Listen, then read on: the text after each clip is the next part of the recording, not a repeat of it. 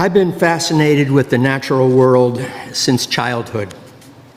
And along the way, many people have nurtured my relationship with that world. When I think of those people now, I realize that they have shaped me, and in the process, that they have become a part of me. My father was the first of those powerful influences. When I was not much older than a toddler, my parents bought a 200-year-old farmhouse on 25 acres of forest and old pasture at the end of a narrow dirt road in southern New Hampshire, a wonderland for a little boy to explore and discover. With tender enthusiasm, Dad would point out the matted grass beneath the apple trees on the pasture above the house where deer had slept. He would take us down an old, decaying lumber road to a pond in the woods that beavers had created and rode us out to their dam, where we watched them slap their tails in warning. In 1957, when I was 8 years old, my father took the pulpit of a Methodist church in the quaint, semi-rural town of Lunenburg, Massachusetts, an hour's drive northwest of Boston. There I began my own expeditions of discovery, exploring the forests, fields, ponds, and streams of the town. In the old pasture on the hillside below our house, I found monarch chrysalises on milkweed leaves. I watched pheasants sneaking warily through the tall grass. By the cold, clear stream that flowed out of the pond across the road, I knelt to see green, fin-tailed newts swimming above the sandy bottom, animals I'd identified in the little golden nature guides my parents had given me.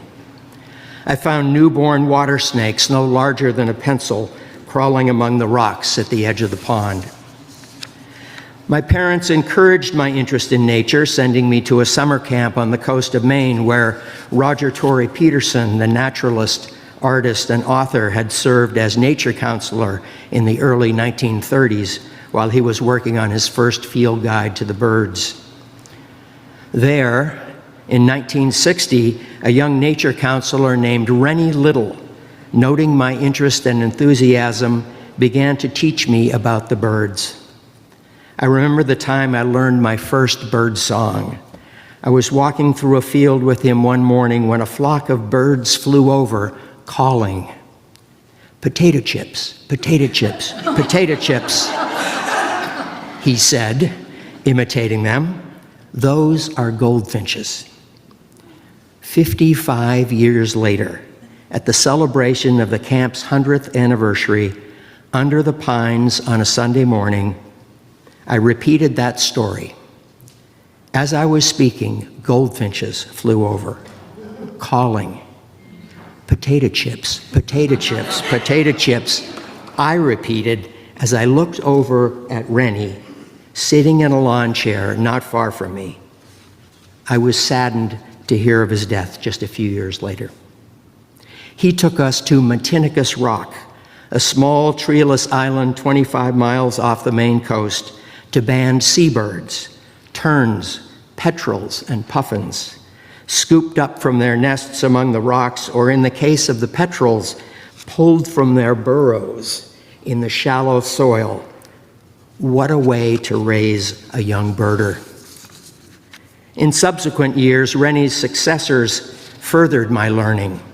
Peter Orosoff, on a 10-day backpacking trip to Mount Katahdin to discover the birds of Maine's northern forest.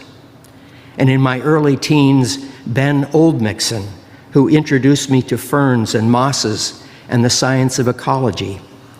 I thought of him last month on a UUP hike when I was surprised and pleased not only to be able to identify a fern one of us noticed, but also to remember its name and his name.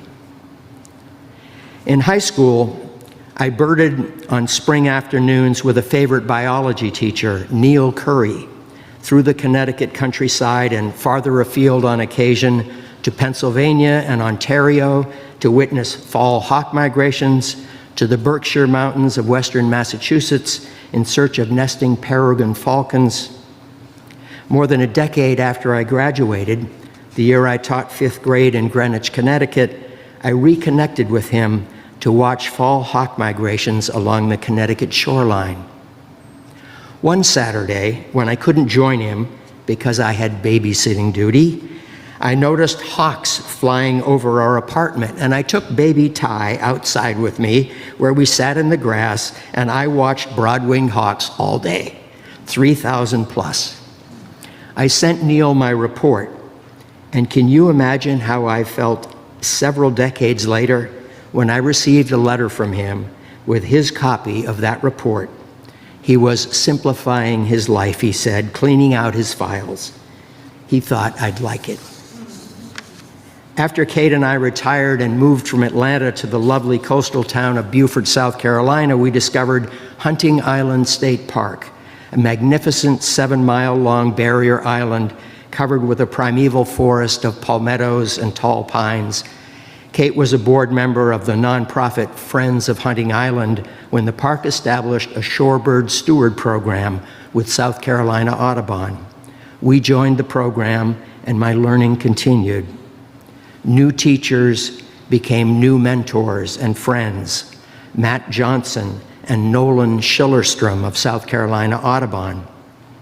In teaching us how to be stewards, how to educate visitors on the beach about the nesting, wintering, and migrating shorebirds, and how not to disturb them, they changed me.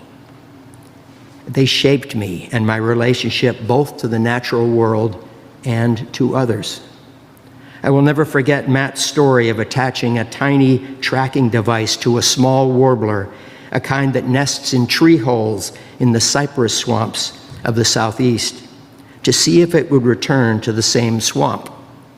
He named it Long Shot and tracked the bird on its fall migration south to Central America and back in the spring, not just to the same swamp, but to the very same hole.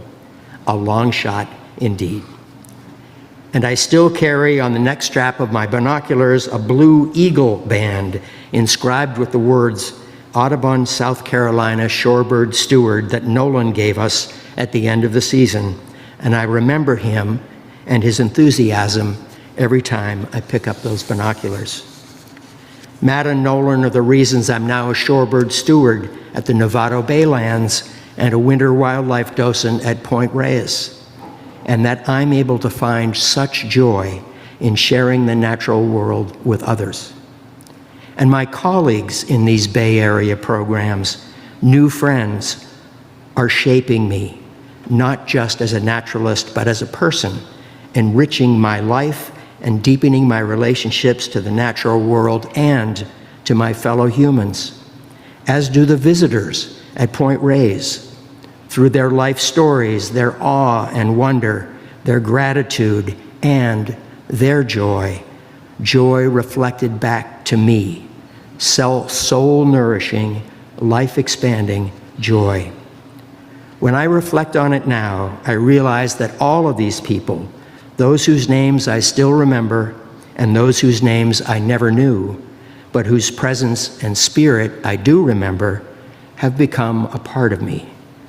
And I like to imagine that in paying my learning forward, I am carried in some small way by those I have touched, from the campers in Maine where I returned as nature counselor, to the 4th graders in Concord, Massachusetts I taught nature, to those I encounter today at Point Reyes.